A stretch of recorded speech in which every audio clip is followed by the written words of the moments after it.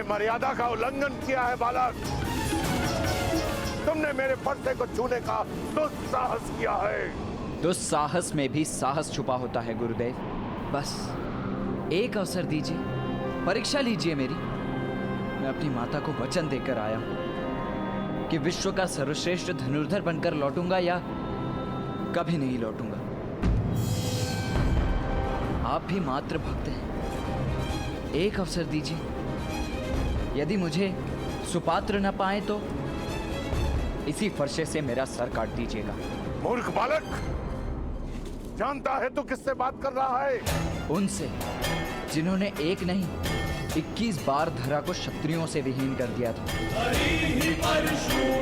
उनसे जिन्होंने अपने पिता के वचन पर अपनी माता का सर काट दिया था। उनसे जो मुझे योग्य न पाकर एक क्षण का भी विचार नहीं करेंगे मेरा सर काटने में।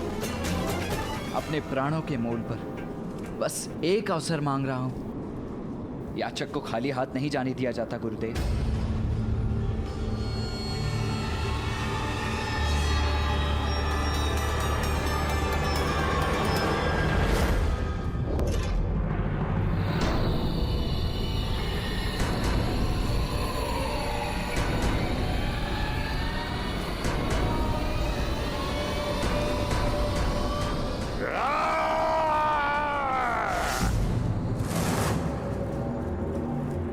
तुम्हें मृत्यु का भय नहीं है,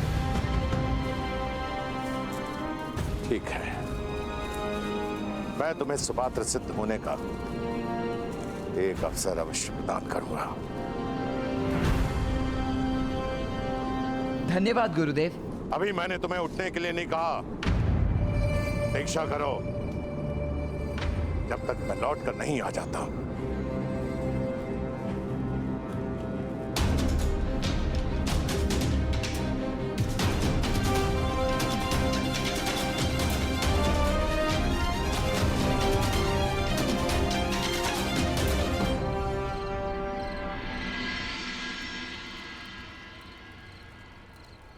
तो क्या अंधकार तुम्हारे प्रतिभा के लिए सीमा बनेगा अर्जुन?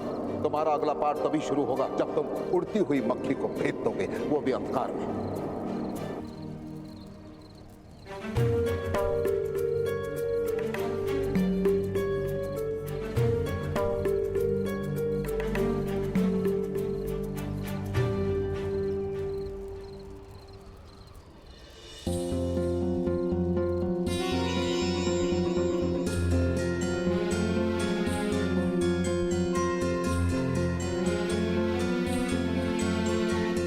भ्राता भीम,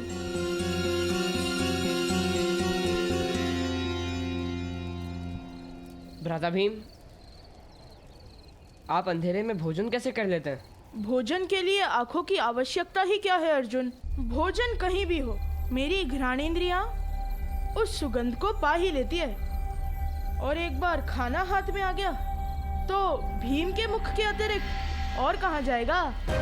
लक्ष्य का संबंध मनुष्य की इच्छा और अभ्यास से ही होता है। यदि इच्छा प्रबल हो और अभ्यास सघन हो तो लक्ष्य स्वयं सामने आ जाता है। मैं आपकी बात का तात्पर्य समझ गया गुरुदेव। अब अर्जुन अंधकार में भी उड़ती मक्खी पर लक्ष्य साध कर दिखाएगा।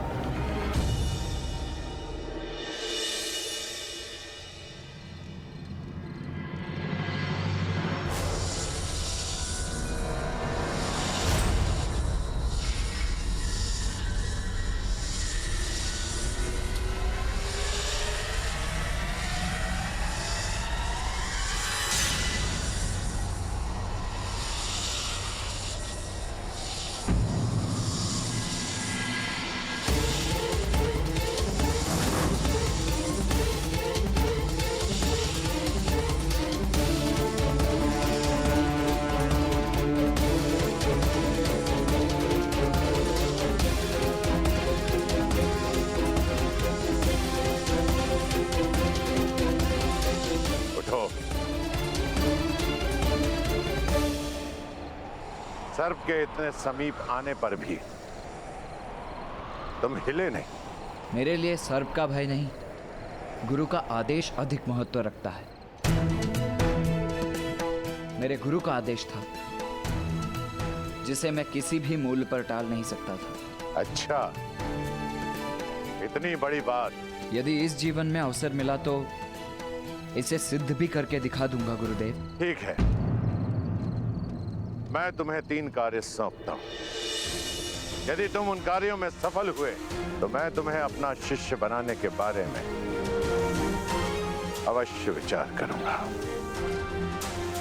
आदेश करे गुरुदेव। यहां पास में ही एक जल स्रोत है, जहां से मैं अपने लिए संध्या के लिए जल लेकर आता हूं। परंतु कुछ समय से वो जल स्रोत अवांछनीय बाधाओं के कारण अविरोध हो चुका है। तुम जाकर उसे हटाओ।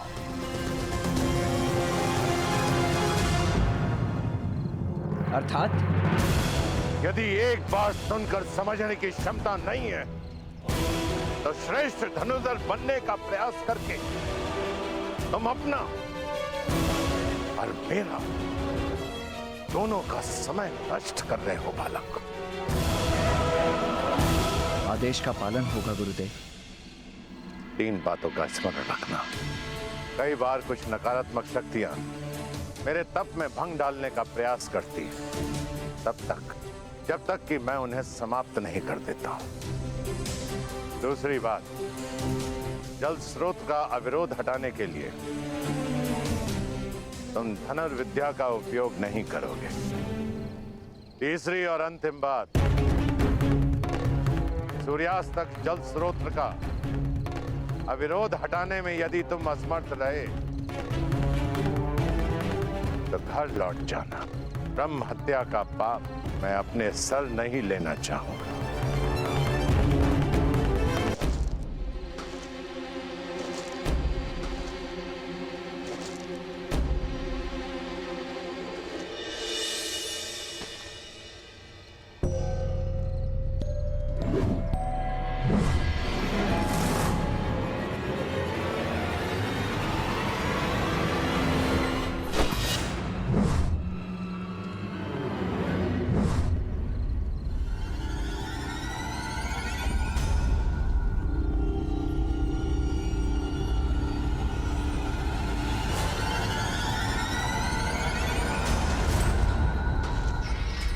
कौन है? कौन है? सामने आओ।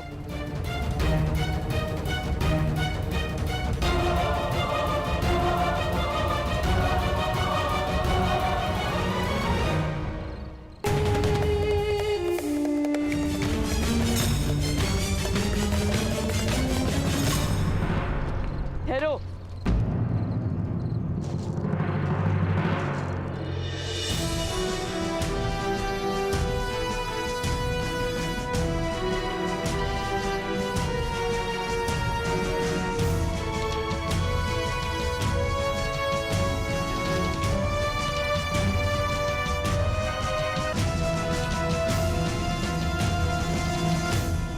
कौन हो तुम?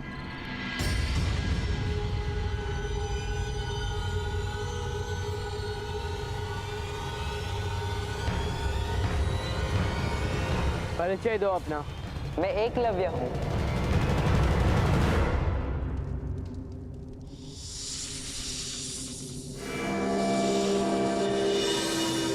कौन है वहां? मैं चुनौती देता हूं, सामने आओ। मैं तुम्हें युद्ध की चुनौती देता हूं।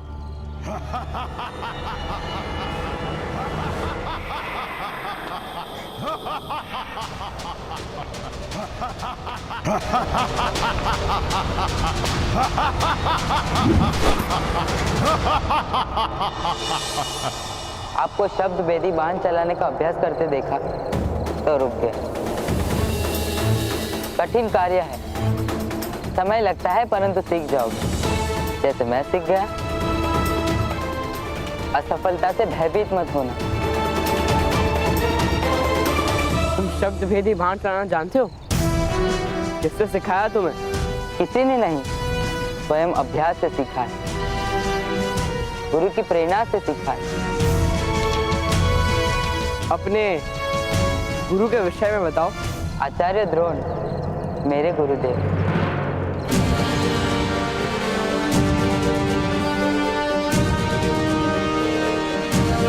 असत्य।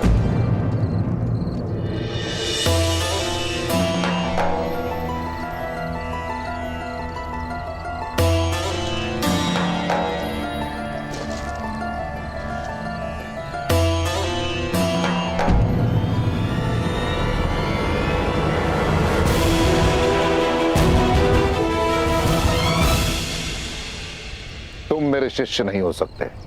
परंतु आप मेरे गुरुदेव हो।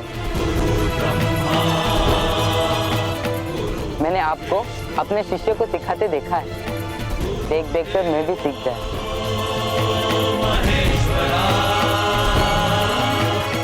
मैंने आपको देखा और अभ्यास किया आपकी मूर्ति के समक्ष। आप मेरे मानद गुरु हैं आचार्य। मुझे विश्वास नहीं होता। अपनी बात सिद्ध करो। प्रमाण दो कि तुम शब्द भेदी विद्या जानते हो।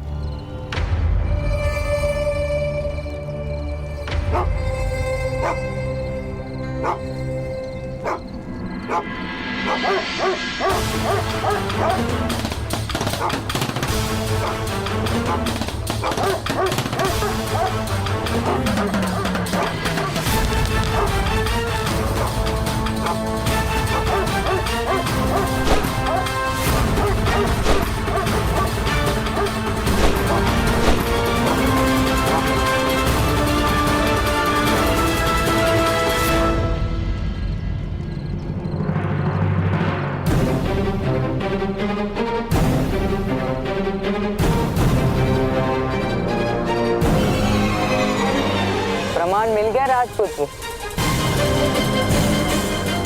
अद्भुत। तुम्हारी जितनी प्रशंसा की जाए उतनी कम है। प्रशंसा शिष्य की नहीं आचार्य की जाती है गुरुदेव। आपकी श्रद्धा की धनुर्विद्या सद गई। सब आपके चरणों का प्रताप है।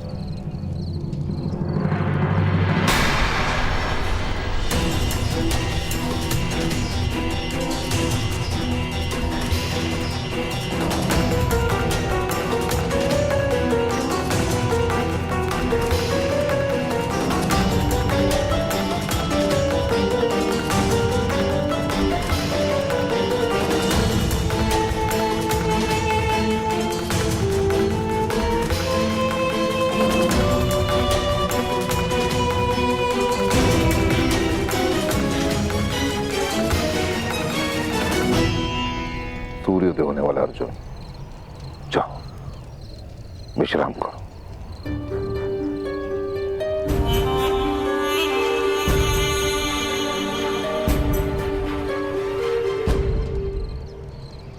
बालक, क्या मुझे देखकर तुम्हें भय लग रहा है? मुझे मृत्यु का भय नहीं। भय केवल इतना है कि गुरु की अपेक्षा पर असफल ना हो जाऊं। तुम्हें अपनी मृत्यु का भय नहीं है कर्ण, पर देखना यह है कि अपनों की मृत्यु के भय से अछूते हो या नहीं।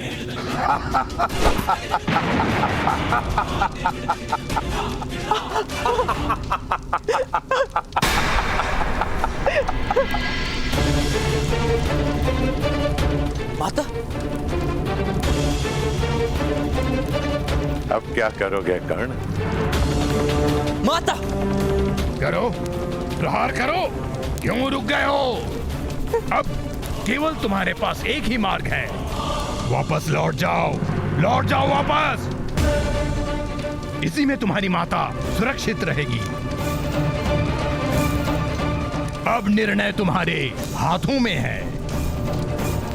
माता के वचन को अगर पूरा करने निकले तो कहीं माता को ही ना खो देना, और अगर वचन पूरा कर भी लिए तो उसका क्या लाभ? जाओ, निकल जाओ यहां से।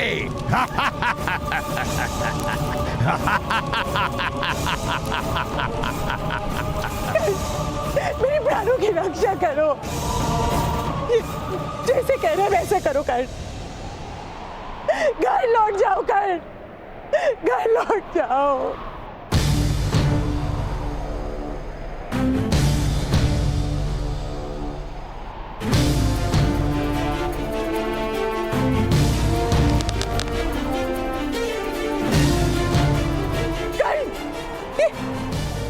क्या कर रहे हो तुम? ये मार डालेगा मुझे। घर लौट जाओ, घर लौट जाओ कल। नहीं, नहीं।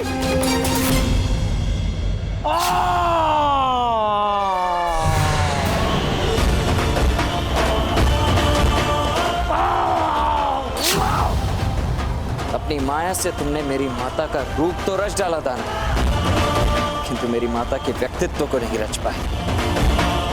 राधे की माता के प्राण यदि संकट में भी हों, तब भी वो भले अपने प्राण दे दे, किंतु कभी मुझे अपने लक्ष्य से पीछे हटने को नहीं कहेगी।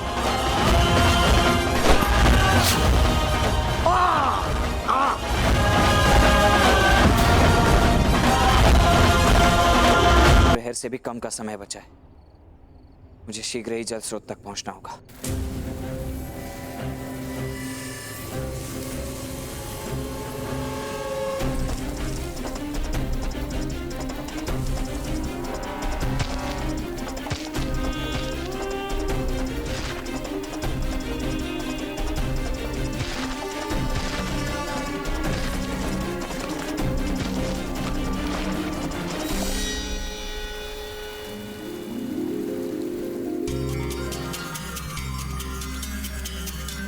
मैं परीक्षा में सफल हुआ गुरुदेव।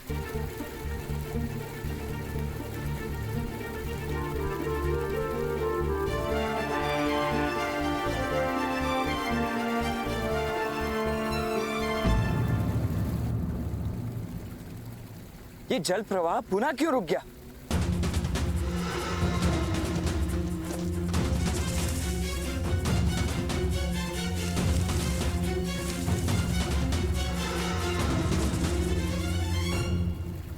हे महादेव, कुछ ही पल शेष है और अभी भी अवरोध है। क्या करूं?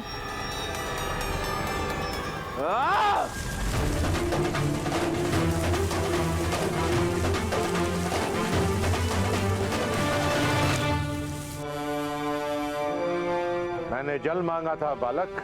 गुरुदेव, न बहता जल कभी रुका है और ना ही कर्ण कभी रुकेगा। मैं भी जल की ही भांति हटी जो अपना मार्ग निकाल ही लेता है।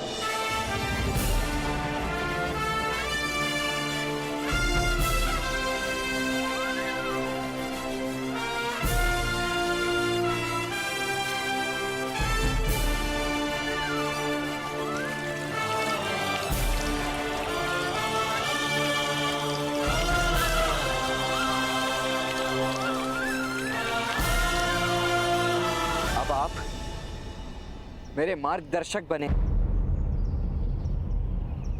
उसके लिए अभी 2 लक्ष्य शेष हैं। ध्यान से सुनो, तुम्हारा दूसरा लक्ष्य क्या है? मुझे आम चाहिए। तुम्हें इस कार्य को करने के लिए केवल और केवल 1 सप्ताह का समय है। क्या? एक आम? 1 सप्ताह क्यों गुरुदेव? मैं आज ही आपकी सेवा में आम प्रस्तुत करता हूं, बल्कि अभी। लक्ष्य प्राप्त करने के लिए नियम तो सुनते जाओ। पहला, मुझे वो आम चाहिए जो अपने आप डाल से अलग हो और भूमि पर ना गिरे। भूमि पर गिरने से पहले तुम्हें उस आम को लपकना होगा। और दूसरा, वृक्ष को छूना और उसे किसी भी प्रकार से हिलाना निषेध होगा। समझ में आया? जी, और निश्चित रूप से तीसरा नियम यह होगा कि मुझे धनुर्विद्या का प्रयोग नहीं करना है। अर्थात इस वानर में भी तनिक बुद्धि है। अब खड़े होकर मेरा मुख क्या देख रहे हो? कुछ दिनों में आम की ऋतु समाप्त हो जाएगी। यदि तुमने मुझे आम लाकर नहीं दिया तो अपना मुख मेरे समक्ष मत लाना।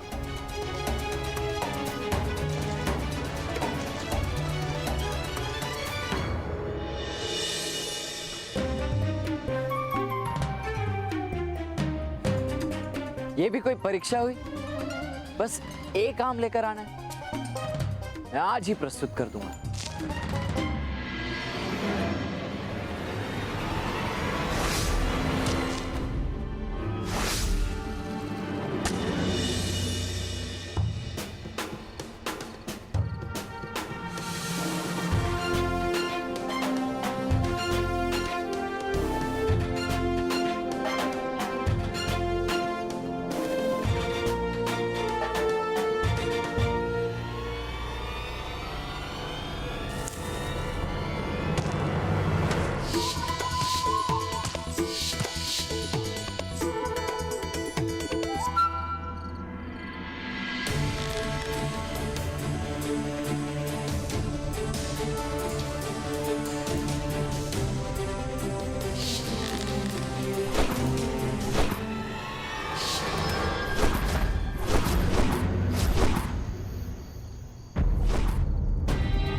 कैसे कैसे एकलव्य ने केवल अभ्यास से शब्द भेदी कला प्राप्त की? यदि उसने प्राप्त की तो मैं क्यों नहीं कर पा रहा?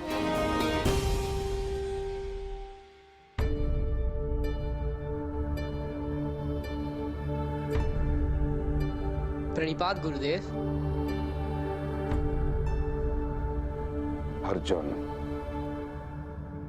मैं तुम्हारी प्रतीक्षा करूंगा। अर्जुन, बैठो, क्षण भर विश्राम करो, क्योंकि निद्रा और थकान तुम पर हावी हो रही है। नहीं गुरुदेव, आपने कहा था ना कि अंधकार मेरी सीमा है।